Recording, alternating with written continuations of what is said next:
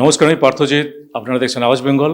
আপনারা দেখছেন কদিন ধরেই ওয়েস্ট বেঙ্গলে বুলডোজার চলছে এবং অবশ্যই সেটা যোগী আদিত্যনাথের অনুকরণে বলা যায়। क्या इंफ्रास्ट्रक्चर के लिए क्या आज भी हम कुदाल और फावड़ा लेकर के जाएंगे कि हमें उसके लिए बुलडोजर आधुनिक मशीनें चाहिए। কারণ এর আগে হকার উচ্ছেদে বুলডোজার চলার ঘটনা এরকম সাধারণত হয়নি।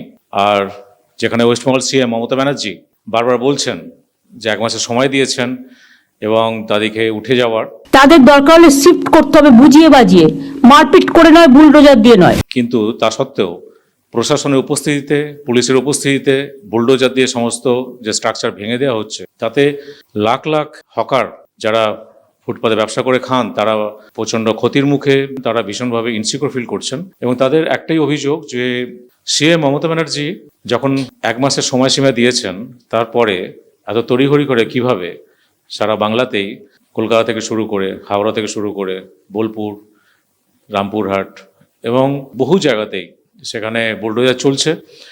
এবং এখানে এই বুলডোজার দিয়ে ভেঙে দেওয়ার ফলে অনেকে, যেমন যোগী আদিত্যনাথকে উত্তরপ্রদেশে বুলডোজার বাবা বলে অনেকে ডাকে, ঠিক একইভাবে মমতাকেও অনেকে বুলডোজার মা বলছে। যোগী আদিত্যনাথকে এরা বুলডোজার বাবা বলতো, তা আমি বুলডোজার মা বললে কি অসুবিধা আছে? মুখ্যমন্ত্রীকে বলছি বুলডোজার মা, উনি বুলডোজার দিয়ে ভাঙিয়ে দিচ্ছেন, প্রকাশ্যে টিভিতে আসছে, তো বুলডোজার মা বলা যাবে না? তো এক্ষেত্রে এই যে মমতার এগেনস্টে এই ধরনের যে শব্দগুলো ব্যবহার করা হচ্ছে, তাতে মমতার দলের রাজনৈতিক কী লাভ বা ক্ষতি হবে সেটা নিয়ে একটু আলোচনা করি।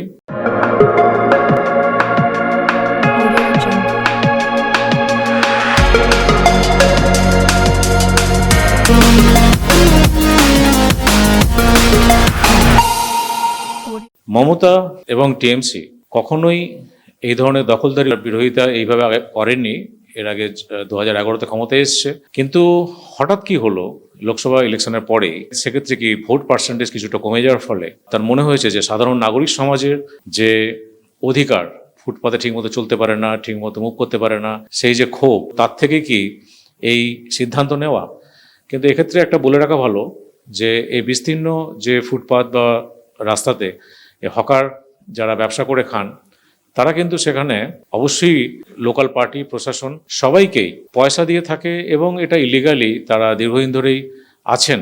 কিন্তু সেটা প্রশাসন সমস্ত কিছু জানেন, সরকার জানে। তা সত্ত্বেও হঠাৎ কি হলো যে এইভাবে যে অভিযান, তাতে বহু মানুষ ক্ষতিগ্রস্ত।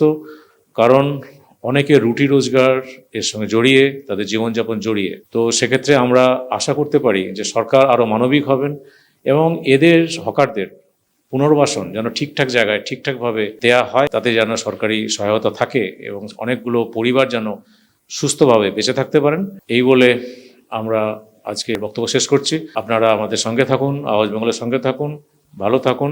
জয় ভারত, জয় বেঙ্গল।